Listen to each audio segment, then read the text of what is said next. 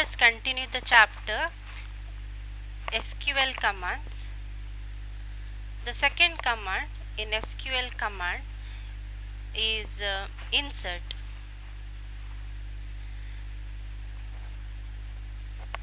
Let's see what is the purpose of insert into command. The insert statement is used to insert records into a table. This statement loads the table with data to be manipulated later. When inserting a single row into the table, the insert operation does the following. So we use insert into command to insert data into the table. So we must first create the table. Later, to insert data into the table, we must use insert into command. So what this insert into command does? This insert into command creates a new row in the database table. So the purpose of this insert into command is to create a new row in the table. So when we create the table, initially table is empty, that will not contain any row. So table will have only the table heading. Okay, table heading and table column headings will be there. Then we need to add new rows into the table using insert into command. So insert into command creates a new row in the database table. Then what the insert into command does? It loads the value passed into the columns specified.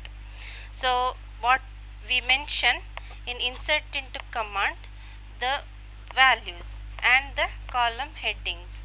So the whatever values we give, it is going to be loaded into the columns what we have specified in the insert into command.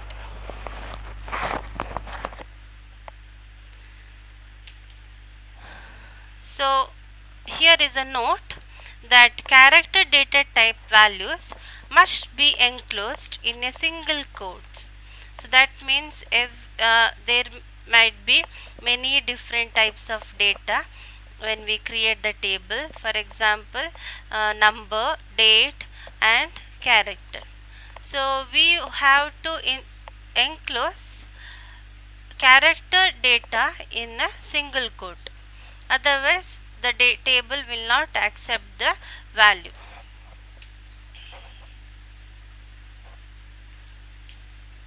So let us see the syntax of the insert into command. So insert into command, the syntax is insert into table name column 1 comma column 2 dash dash dash comma column n. So there can be n columns in the if you have created n columns in a table, you can insert n values into that table. So values expression 1, expression 2, expression n. This is one method of inserting the values into the table. So example, let us see one example. SQL insert into student. Okay, what are the columns we have in that table? They are roll number, name, M1, M2, M3. That means marks 1, marks 2 and marks 3. Values what we are going to give is 11, then Rama 65, 75 and 50. So these are the values what we have inserted. So let us see with the example. Okay, so let me describe the table what I have created before. Student. So I have already one table which we have created in last class, that is student table. So in this table we have columns, just now what we mentioned, roll number, name, mark 1, mark 2 and mark 3. Now to insert data into that table, we can follow this method, that is insert into student, roll number, name, marks 1, marks 2, marks 3 and values, and then the expressions. So let us see how to do that. Insert into, table name is student, we have to now mention the column names, roll number, comma, name, comma, M1, okay, M1 is the marks 1, M2, M3. Close the bracket. After the bracket, as we have seen in the syntax, we have to write the expressions. So let me write in the second line. Okay, values. What is the first value? It is roll number. So roll number is here number. So I can give any number. Okay, I'll give 5. 5 is the roll number. Name is where character. So I have to enclose it within single quote. So I am going to give one name here. Okay. Then marks 1 is a number. It need not include it within the single quote. Let me write the marks.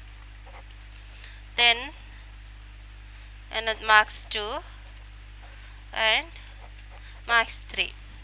Close the bracket and semicolon, press enter. So it will give you a message that one row created. One row created.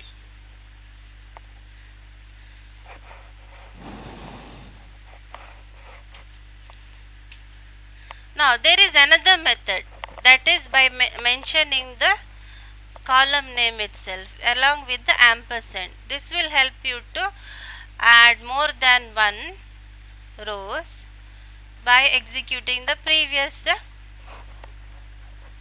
query, okay, previous command. So this is the easiest method of inserting values into a table. So let us see how to do that. This is another method of inserting values into the table. So let us see, insert into student. Now you have to write values here, not as before. There is a difference here, that we mentioned first the column names, then we enter the values. Here we are going to mention the column name and accepting the values later. So now you are giving roll number.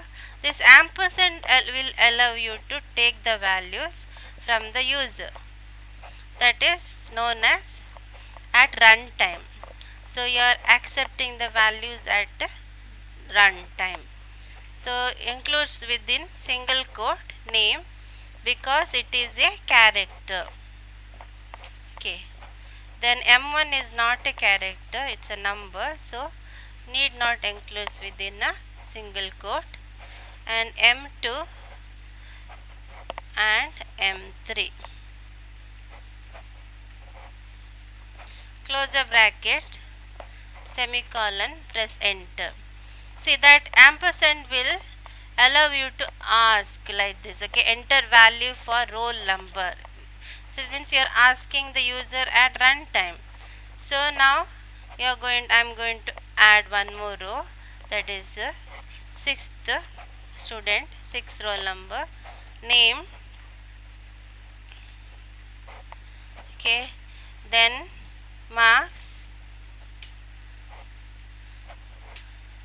marks 2, marks 3, marks 1, marks 2, marks 3.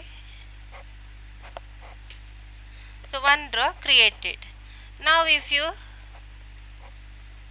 select star from student, you can see all the rows which I have created till now in the table.